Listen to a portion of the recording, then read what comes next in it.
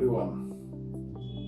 Let me take the privilege of welcoming you all to another episode of AR Pro Academy. In the previous two episodes, we have discussed about organization structure of after sales in a dealership.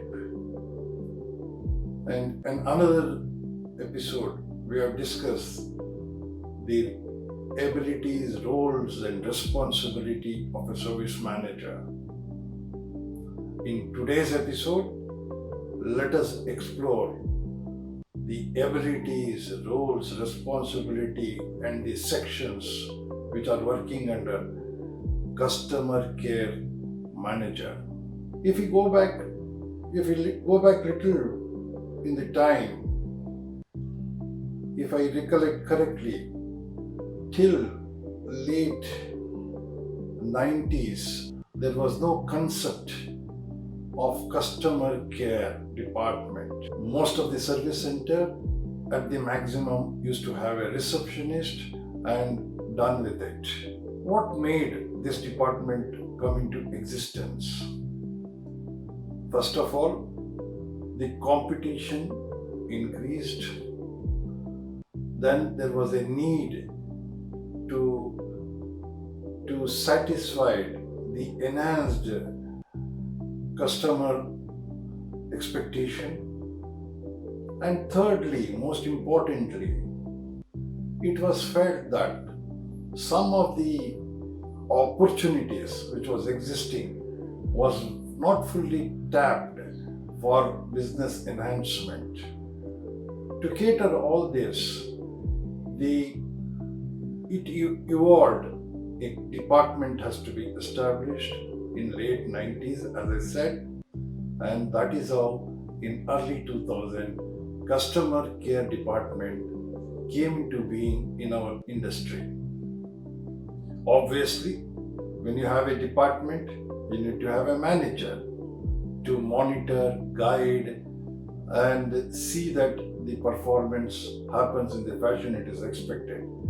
That is where the customer care manager came into being. This is the historical background of it.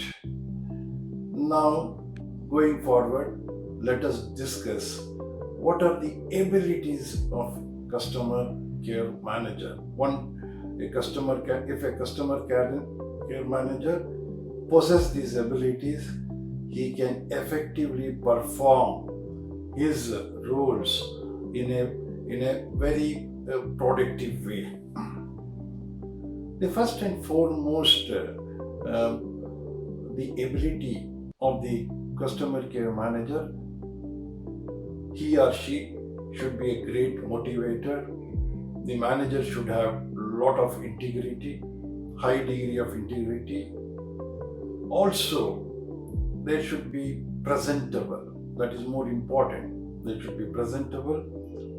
And to be presentable, one has to be highly disciplined. The next ability is what we can identify is the customer care manager be a very good communicator, because the customer care activity involves lot of interaction, both verbal and written, with the customer. Concerns may come, it has to be addressed. So with that, the customer care manager should be a very good communicator. And lastly, the customer care manager should have a fair knowledge of the entire operation of service department, because there will be situations where there can be issues raised on any department in the operation. So to effectively address that, to satisfy the customer, it becomes important for the customer care manager to have a fair knowledge of the entire operations of the service. What are the responsibilities? The first responsibility is customer care manager should be able to address the needs of the customer, address the concerns of the customer effectively in shortest possible time. In fact, while saying that, in my understanding, what does customer care means? If you have to say in one sentence, I would, with my experience, I could say that customer care is nothing but resolving the customer concerns with lot of transparency with the shortest possible time. That could be the best customer care what we could extend. So that could be a simpler way of telling customer what is a customer care is all about. The next thing is forecast and planning of the service department. Customer care head should be able to forecast what is the load available, what is our UIO, how we can enhance and accordingly plan the workshop activity. That is also become the part of the customer care head.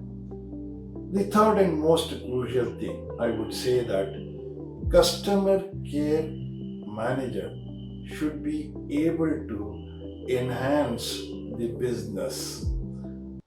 He or she should be able to look into possible areas where the service business can be improved, can be enhanced on a regular basis. Why do I say that?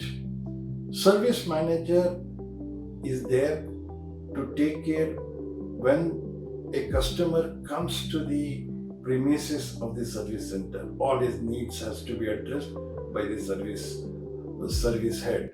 Whereas customer is responsible to bring the customer to service center. So that is responsibility of the customer care manager. Now this can happen provided she or he has a forecast, planning, understand the market scenario, accordingly execute operation where there can be a continuous improvement in the workshop load. This becomes the very important responsibility of customer care manager. To support all this, what are the sections, what are the people available for customer care manager? The first of all is post-service feedback telecaller. She or he is available. The individual will be making post-service feedback.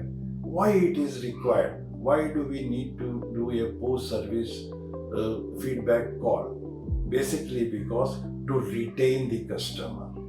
If a customer talks something which is not up to his satisfaction, we should consider as a second opportunity to win over the customer. With that background, it becomes important that this call has to be done.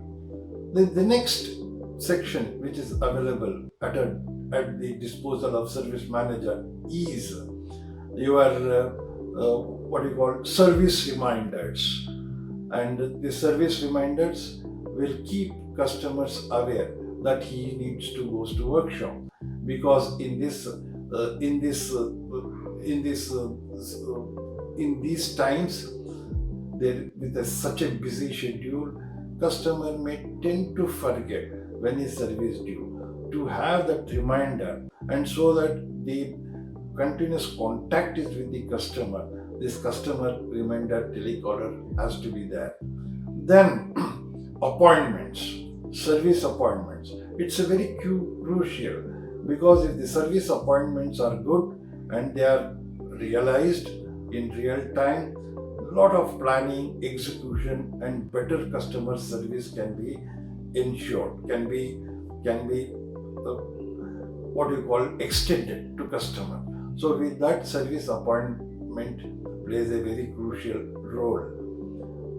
I think if it is go up to 60 to 70% the workshop functions on appointments, then it would be a very ideal situation where things can be well organized and can happen in a manner which will delight the customer.